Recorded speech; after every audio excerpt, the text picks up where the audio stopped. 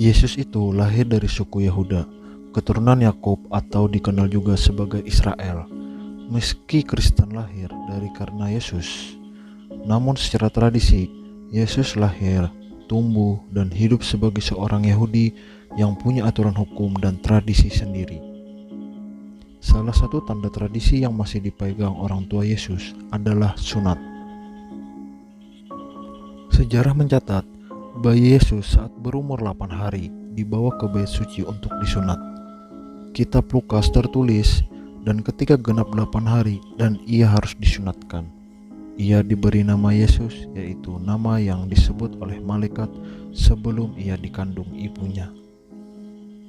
Dan ketika genap waktu pentahiran, menurut hukum Taurat Musa, mereka membawa dia ke Yerusalem untuk menyerahkannya kepada Tuhan. Seperti ada tertulis dalam hukum Tuhan, semua anak laki-laki sulung harus dikuduskan bagi Allah. Dan untuk mempersembahkan korban menurut apa yang difirmankan dalam hukum Tuhan, yaitu sepasang burung terukur atau 2 ekor anak burung merpati.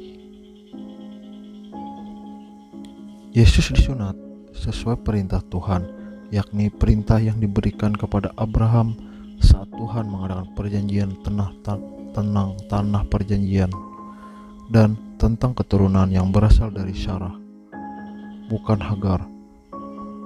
Anak yang berumur 8 hari haruslah disunat, yakni setiap laki-laki di antara kamu turun-menurun, baik yang lahir di rumahmu maupun yang dibeli dengan uang dari salah seorang asing tetapi tidak termasuk keturunanmu. Jadi jelas, sunat adalah tanda perjanjian antara Tuhan dan Abraham yang berlanjut turun-menurun hingga saat ini dilakukan oleh orang Yahudi karena tercantum dalam Taurat. Nabi Musa adalah nabi yang menerima 10 hukum Taurat dan 600 hukum lainnya yang ada dalam kelima kitab Taurat di Gunung Sinai. Hukum Taurat diberikan Tuhan kepada bangsa Israel. Jadi kesimpulannya, makna Yesus disunat, maka kita melihat dengan objektif di sini bahwa Yesus disunat karena pengaruh tradisi Yahudi. Sebab ia dilahirkan sebagai seorang Yahudi, ia dilahirkan oleh seorang perempuan, dilahirkan dari yang takluk kepada hukum Taurat untuk membebaskan mereka yang takluk kepada hukum Taurat, sehingga kita dapat diangkat menjadi anak-anak Allah. Intinya, Yesus disunat karena adanya tradisi Yahudi.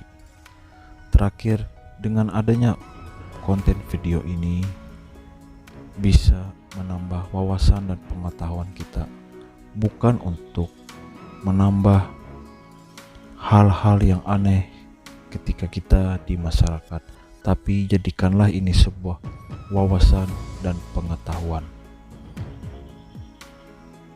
Sumber dikutip dari faktaisrael.com melalui google.com. Untuk itu saya ucapkan terima kasih.